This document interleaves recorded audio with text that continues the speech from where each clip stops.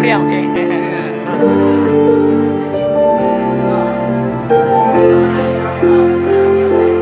ผิดไปหรือที่ฉันเกิดมาเป็นชายผู้มีหัวใจปรารถนาไม้ป่าเดียวกันร่างเป็นชายใจเป็นหญิงเรื่องจริงที่มันผูกพันทุกคนเรียกขานฉันว่ากระเทยเป็นกระเทยไม่เคยมีใครเข้าใจหาเลี้ยงผู้ชายใจว่าบังให้น้องลงเอยให้ทุกสิ่งให้ทุกอย่า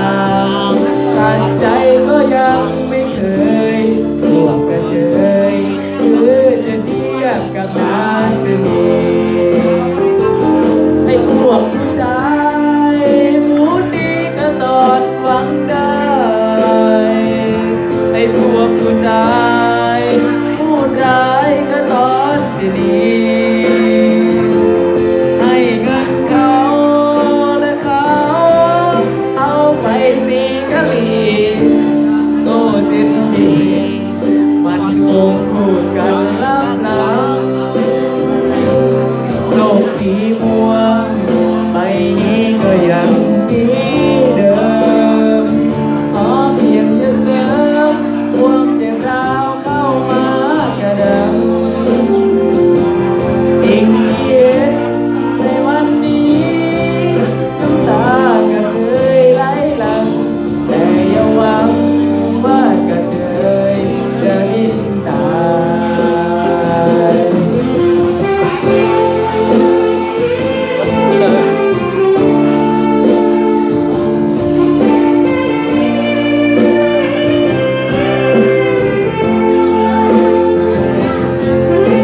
เอาลงสีม่วงครับมอบให้สาวประเภทสองเลย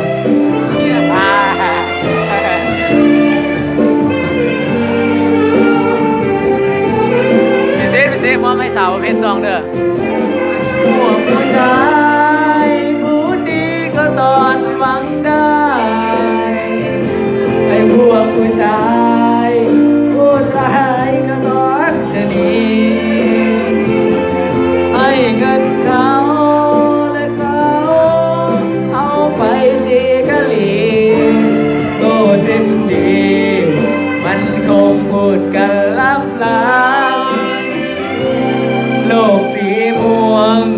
ใบนี้ก็ยังสีเดิมขอเพียงจะเสริมความปวดร้าวเข้ามากระดังสิ่งที่เห็นในตอนนี้น้ำตากระเทยไหลหลั่งแต่อย่าหวังว่ากระเทยที่บินตายในตอนนี้น้ำตากระเทยไหลหลั่งแต่อย่าหวังว่ากระเทยที่ดินตาย